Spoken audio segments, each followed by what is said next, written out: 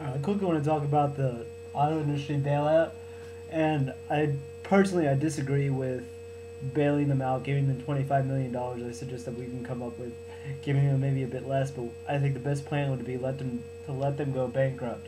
And I heard the CEOs talking on CNN saying that their business model is fine, that the only problem is that it's because of this mortgage crisis and this global economy that they're not that consumers aren't able to get the loan to buy the car in the first place. And I think partly that might be true, but before consumers had trouble getting credit, that they weren't making money anyway to begin with. So to say that isn't necessarily true.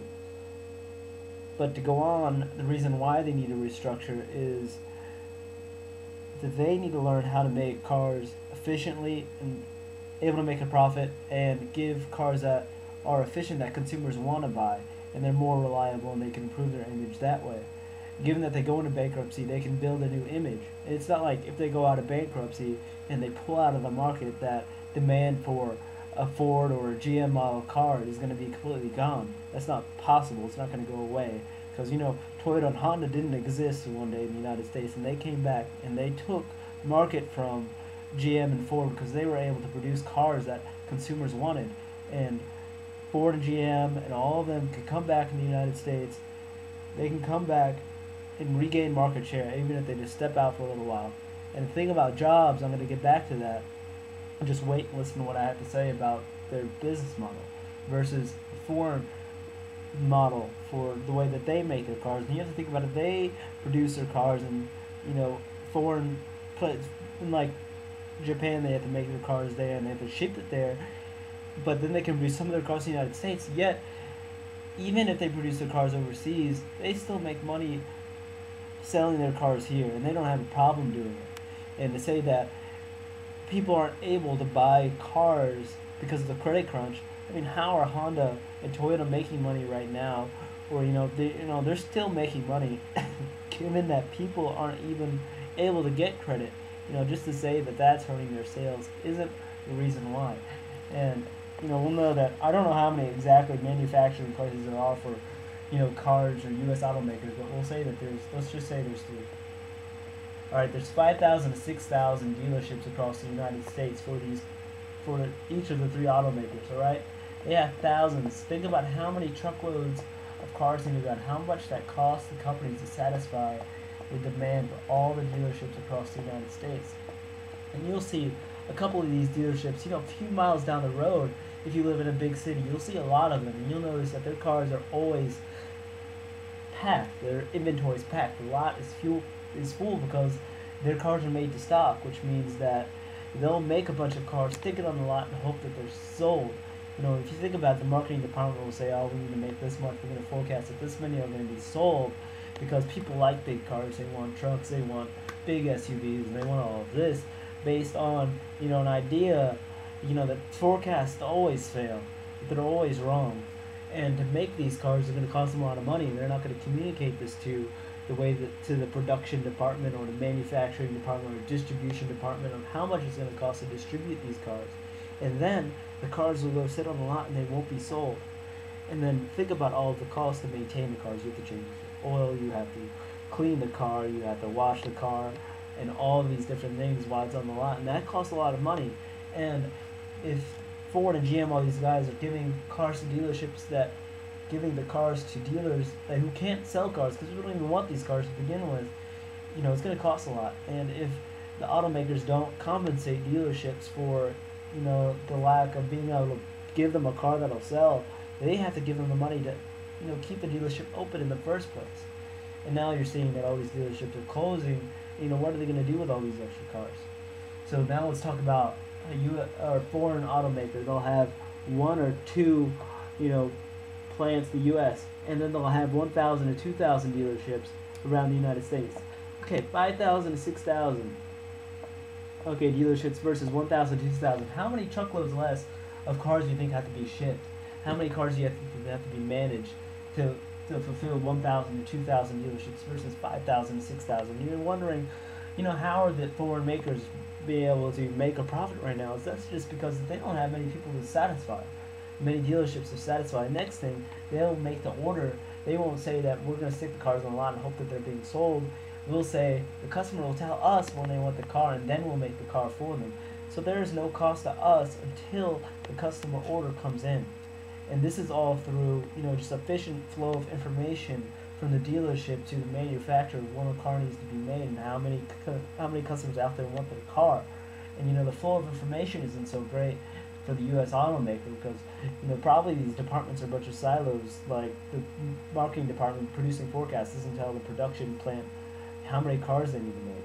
Whereas with for an automaker, they know that's different, and they'll go as far as to tell the supplier how many cars they need and what kind of parts that they need. They'll share information with their supplier because they're not scared to share this way because they understand in the Toyota model that if they share this information with their suppliers that they can work together to improve and reduce costs.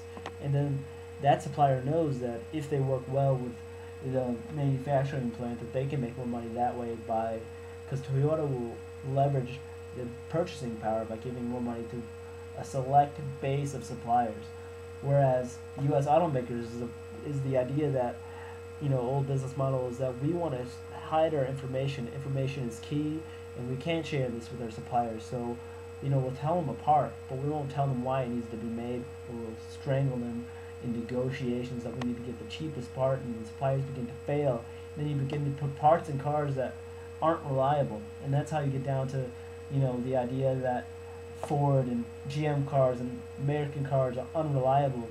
And you'll understand now that they're improving their image. I'm not going to deny that they haven't improved reliability, but that's only based because they had to go to Toyota to ask for advice on how to build cars. And this whole idea that, if we let them go bankrupt is that they can restructure. And the idea that we're going to lose jobs, that's bad, and that's the only thing that would make me, if the whole job thing was taken away, we wouldn't even think twice about giving them money.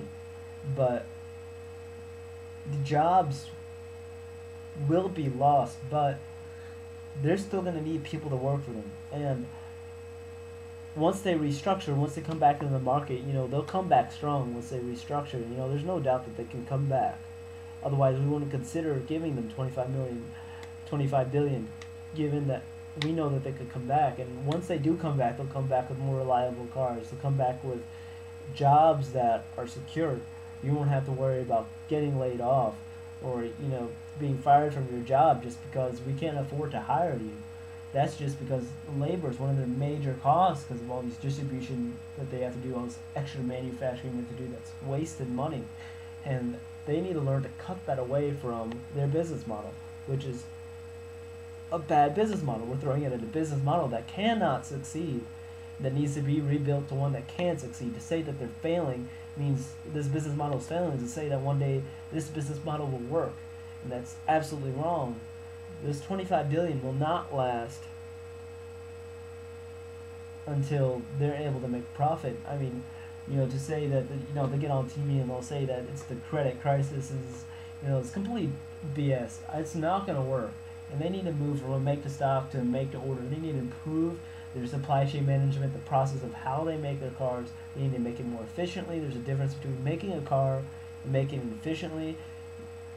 And that's why you see all the foreign makers be able to make a profit when they make their cars. And a lot of these things that I'm mentioning are a small part to a huge problem, and I understand that there are some things that I didn't cover, but nobody wants to watch a 20-minute long video on all the other things that are possibly wrong with their business model and things that we can do.